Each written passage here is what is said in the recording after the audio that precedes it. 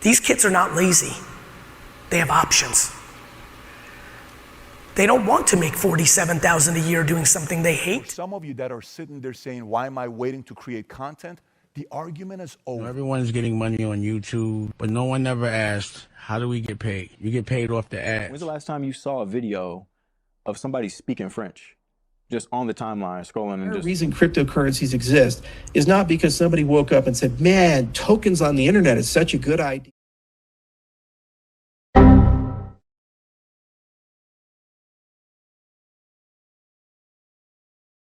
How do you enter the conversation? You share how you feel about it. Here at The Local Social, we're here to guide you into that conversation of what is social media really? I'm your host, CEO Fox. One of the many lessons I got from my film education was show, don't tell. Here we're doing just that, showing you the facts and the data to back it up. Back it up, you heard? Right now, civil journalism is more trusted than the mainstream news is. Yet the mainstream news still has more credibility than social media. How is that? When a study in 2021 done by Pew Research suggests 56% of Americans said they agree with the following statement.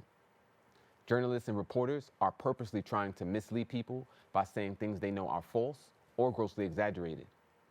How about 46% of Americans between the ages of 18 and 34 already get their news from social media?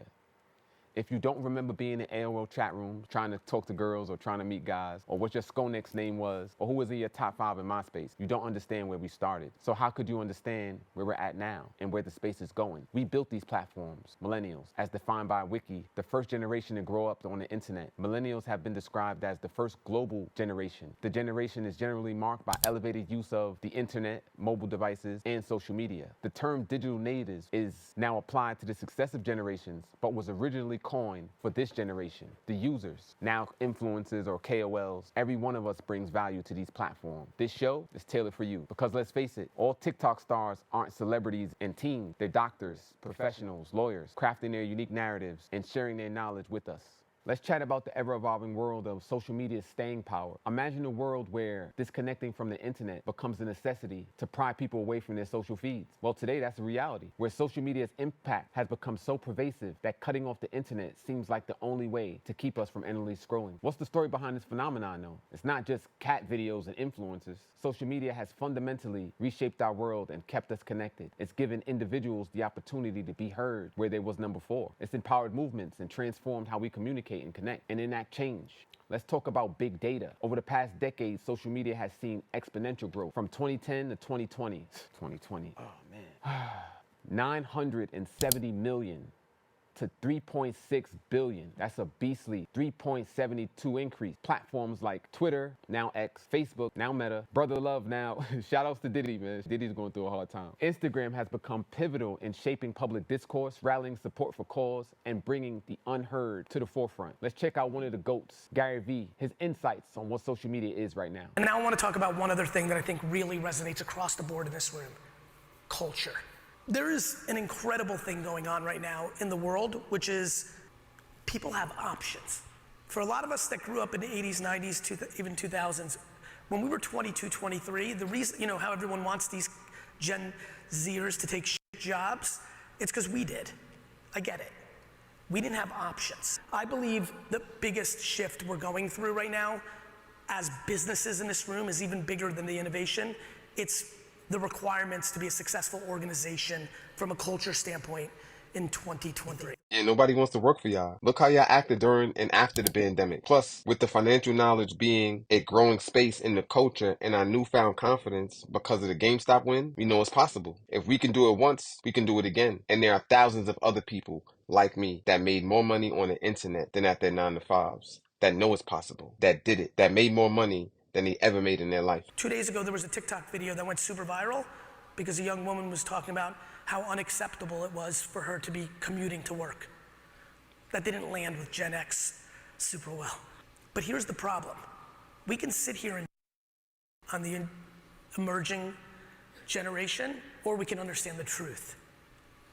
There's a lot of people in this room that if they were born in a different era, when they were 22 or 23, would have not chosen a minimum wage job that sucked. They would have just built their business or their brand direct on TikTok or LinkedIn or somewhere else. These kids are not lazy. They have options. That's the part they don't understand. They don't understand what's going on social media is real. And not only is it real, it's happening to people. And not everybody is posting about it. It happened to me. How? I broke through. I made more money than I ever did in the stock market. Yeah, everybody was in the stock market, but that doesn't matter. I experienced it. And because I experienced it, I know that there's another way. And it's working a job. I don't have to do it. I know I could get a mentor. I can study. I can trust in myself. So, yeah, Gary, the millennials, we're not kids. We're the 30-something-year-olds. We're also the most educated generation, but building a business takes time. They don't want to make $47,000 a year doing something they hate. They know they can make $47,000 a year selling t-shirts because of 3 viral TikToks. We ain't making no t-shirts. Nobody's selling no t-shirts, you heard? We over here baking bread, baby. We, not them, need to adjust. Did y'all hear that? Rewind that. For the people in the back, y'all need to adjust. We, not them, need to adjust. Social media is happening. It's what's happening. It's what the kids are doing. And it doesn't matter how you feel about it. On top of that, it's more useful than it's harmful. I've been making that case this whole time. It's more useful than it's harmful. And we're using it. That's where everybody's at. That's what we're doing. And we've been doing that since we was kids. We didn't get to go outside because they were selling crack outside. We were the school kids. We were watching a different world. We wanted to go to college. And we did, most of us. So what you want us to do now? We've been playing with it. You want us to stop? We're not stopping. Most of the people in this room, where your growth is going to be is continuity and growth of your people. When people are happy, they perform better. Not sure if you guys heard of the Great Resignation, but it's not just a hypothetical idea. It's an economic movement backed up by statistics. Between April 2021 and April 2022, 71.6 million people separated from their jobs, which averaged 3.98 million people quitting their jobs each month. The reasons those professionals in business services sectors have resigned, many have varied. Majority of workers who quit their job in 2021 say low pay, no opportunities for advancement, and feeling disrespected were the reasons they quit. 1 in 5 non-retired adults left their job by way of choice, according to Pew Research. And why do you think that is? I was a frontliner, an essential worker. HP's finest. Yo, shout out to HP, man. Shout out to my Jacoby fan. I'm at ground zero working in a hospital during a global medical crisis. What luck. I'm not lazy or lucky, Gary. What we are is informed because of how we share information. Enter the GameStop saga. Dumb money, right? We was dumb money, right? But us entering the market changed the market. A lot of us millennials made some money. We learned about money. We watched Money Podcast. Shout out to the good folks over at Earn Your Leisure. Blessings. I mean, we have options. And y'all tight because we got options. Bars. Listen, it's not back in the day. It's 2023. It's people on TikTok making 100 bands because they got followers. It's different. It's not like back in the day. When somebody says, you want to do business, it's different. I was a part of the new investors that won, the GameStop investors. I'm not in front of you on BronxNet because all of a sudden I want to be famous. Y'all rather be more famous than rich. Nah, but y'all have to know this face so y'all can trust this information. Oh, I'm looking. Today, the big elephant in the room, and you know this because you're in this sector, because every KOL is doing it.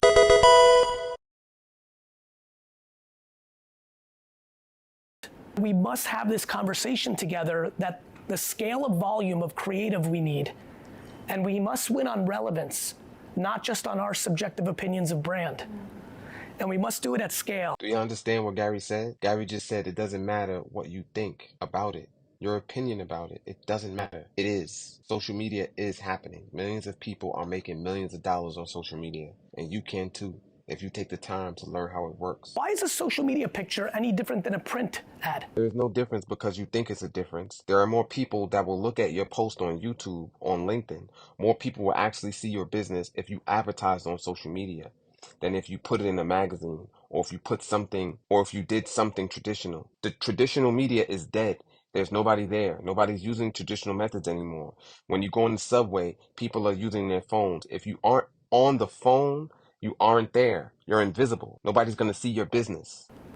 As a matter of fact, a social media picture done properly will be consumed by more people than a print ad in Vogue.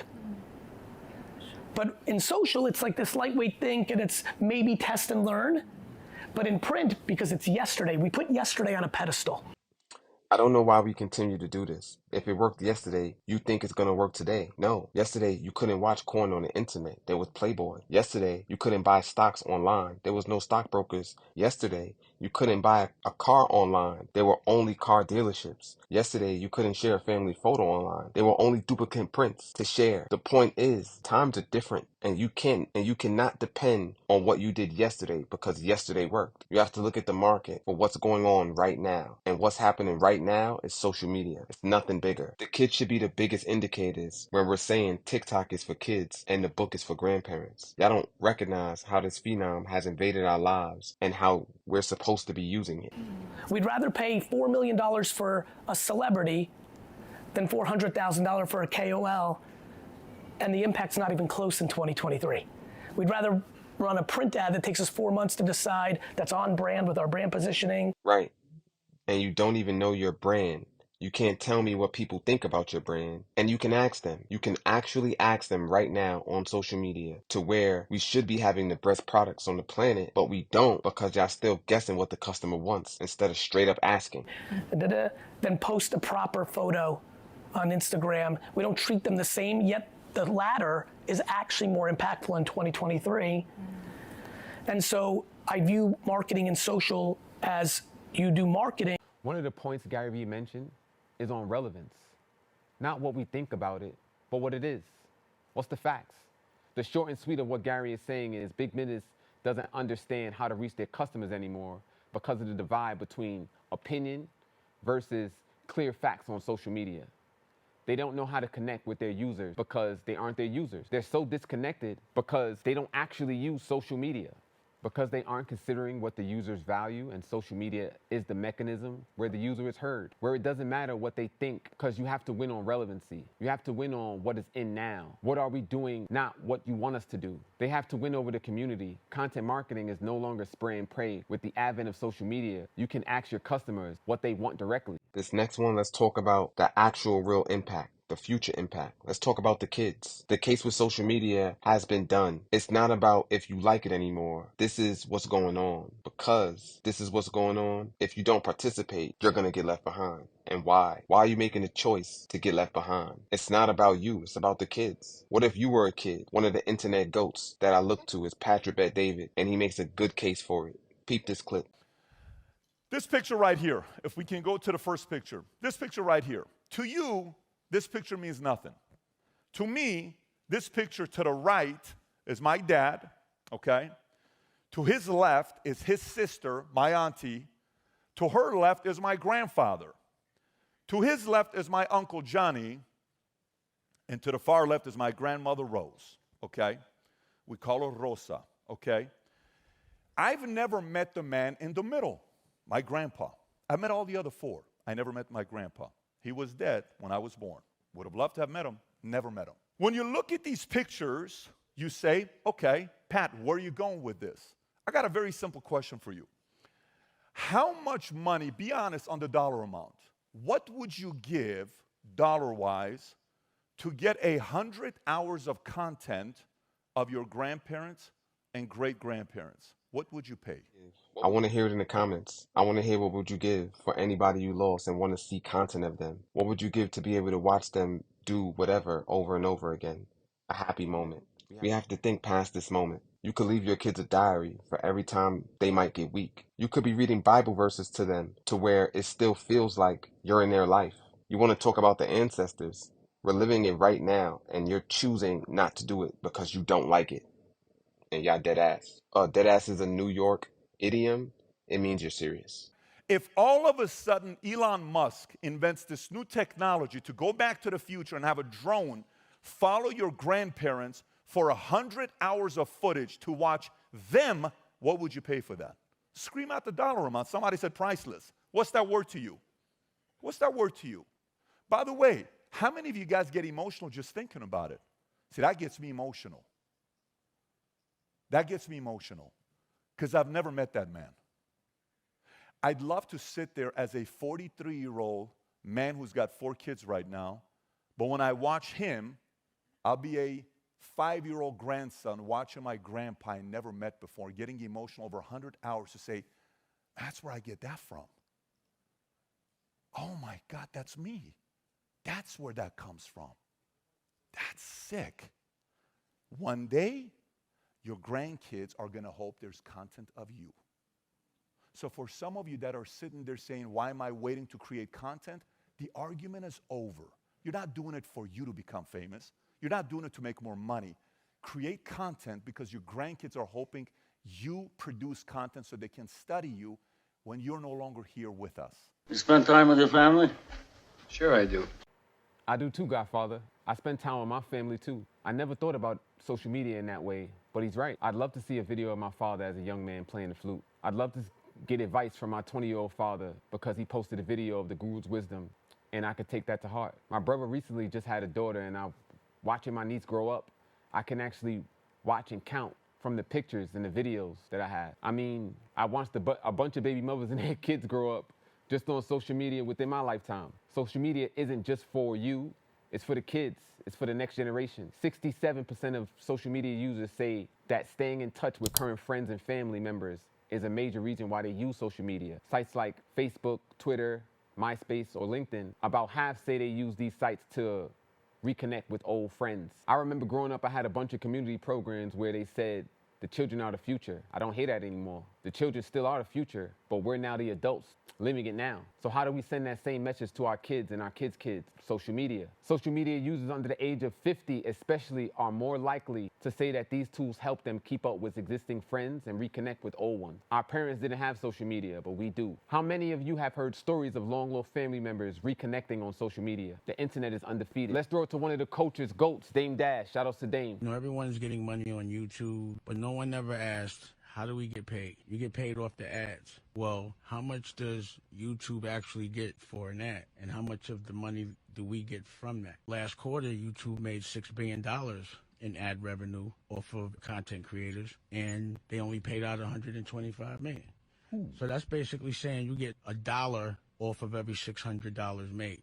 And it's crazy to me because it doesn't make sense to get 7 million views and make $7 grand. Someone's getting robbed. I've only used YouTube as promotion. But I'm curious, all these people that are on YouTube talking about how smart and entrepreneurial they are, how are you letting yourself get robbed where it most counts? You never ask how much of that ad rev do I get, that BPM. You don't have any say how BPM is distributed because you don't own any of your content. You sign your rights away by placing your music or content on the platform, and you get what you negotiate for. And you can't even negotiate with the platforms because as soon as you sign up all your rights away. No one asked that, but I do. I don't think people understand the game because when I talk to people, no one understands anything about ad rep. How you really supposed to get paid? So you could do all this talk, but you only getting $7,000 every time 1 million people see you. You're getting robbed. What the companies are saying is we give you the mechanism to get the exposure to 7 million views, so you have to pay us for the mechanism. But the audience isn't coming here for the mechanism. They're coming here to see their favorite content creator. If the thousands of us wasn't on here, no one would be on here. They don't come here to see the ads. They come here for the users. No longer can we allow these big corporations to leverage the technology against us, against our popularity and our culture. Now we have a choice. Now we have options. So this inequity is not going to continue for the next 10 years. We're a lot smarter now. It's a lot more of us that understand the game because of the OGs are telling us. We're getting our wisdom from the internet. Since 2023 alone, YouTube has reached over 6.5 billion each quarter. These companies already capitalized and quantified the value of our attention and our audience. Take this quote from Google SVP, where he shares the company's priorities during a 2023 Q2 earning call. Prior to the invention of crypto, we couldn't have equity in these big platforms because of how the platforms are set up. But now with crypto, we can have equity. Crypto is the chance to reconcile this inequity with utilizing crypto and social media.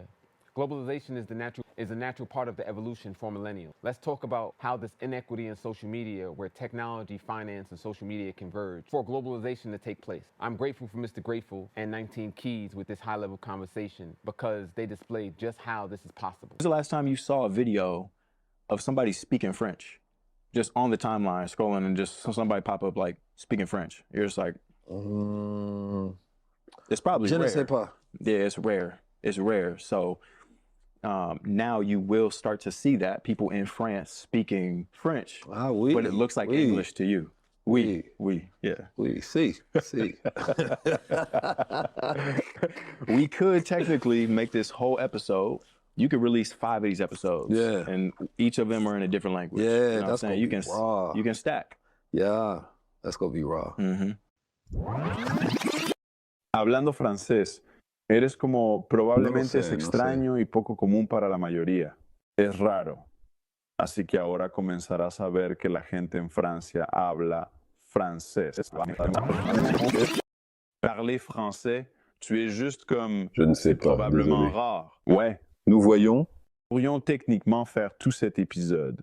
Vous pourriez sortir Oui, tu 5 peux. de ces épisodes et chacun Oui, dans cela va une être langue fait. différente. Cependant, フランス語を話すこと。あなたはちょうど理解できません。それはおそらく珍しいことです。珍しいです。フランスの人々がフランス語を話すのを見ることができるようになりますが、英語のように見えます。私たちはこのエピソード全体を作れます。これらのエピソードのうち4つをリリースし、異なる言語であります。メーヘイムを積み重ねることができます。Pero ya tú sabes. You do what works for you. Crypto gives us the opportunity to remedy the situation in economics and equity with ownership because crypto is digital ownership. Let's hear from the founder of Cardano, a crypto platform. Tell me the difference. Tell me. Is there an expectation of return with the orange pill moon boys? It's there. There's so many different planks and angles that you can take a look at this thing from. And by the way, if you subpoena and attack about 3 different entities, you could perform a 51% attack on Bitcoin because that's the way the hash power works. But it's decentralized, apparently. And Team Orange gets a complete pass. It's a pathetic joke. It's an absolutely pathetic joke. It would be funny if not for the fact that hundreds of millions of dollars of legal fees have been exhausted in this Pyrrhic war that's being fought on the industry. Just for some context, Charles is going off. Charles is the founder of Cardano, a cryptocurrency, and he's going off because the SEC hasn't given regulatory framework on the rules for crypto. To what is a security and what isn't a security. The rules aren't clear for Bitcoin or Ethereum, but Bitcoin and Ethereum got a free pass. The only people who seem to improve the situation, the people that are unraveling the government. It's not accountable anymore. People harm people, they get away with it, and they just move on, and nothing changes. I'm tired of it. I think our industry is tired of it. The entire reason cryptocurrencies exist is not because somebody woke up and said, man, tokens on the internet is such a good idea. The entire reason cryptocurrencies exist is that we're trying collectively to reestablish the social contract because the social contract is horrifically broken. If the people in charge are unelected, unaccountable, and don't ever have to prove to us, the beneficiaries of the public trust. Whoa, Charles, I haven't heard public trust since my Padawan training.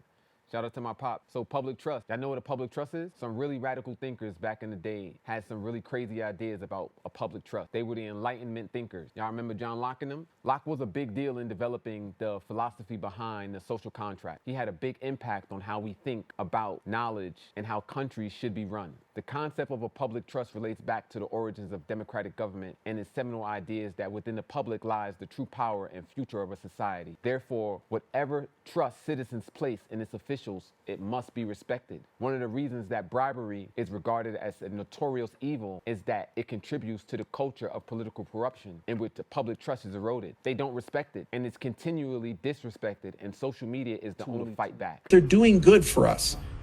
And when they screw up, nothing happens to them. They get a promotion, they get elected to higher office, and we just have to move on as a society. That is not a government for the people, by the people, of the people. That is something else. That looks a lot more like the thing that we rebelled against. All the changes that have been happening in the world have been through social media. Social media has been a big part of that social change and getting that message out to the public. It gets the message out that the public trust isn't being respected. It was violated. It allows us to hold you accountable. You cannot hold yourself accountable, but we can hold you accountable. Remember, they don't care about us. They don't care about your story. They don't care about your brothers, your sisters, your mothers. It's only about them and that dollar. This time in history, we actually have a chance to tell our own stories and be the main characters of our own narratives. And we actually have power, more than what they lead us to believe. Make sure you go out, you tell your story, and tell it how you want to tell it. We're here at the Bronx Net. What you can expect from us is bringing the heat to different audiences. You can expect more wisdom from the internet. You can expect us telling you out-of-pocket stories and bad brand deals, and how you can ask the experts the questions. You can expect us here every week, another half hour of knowledge.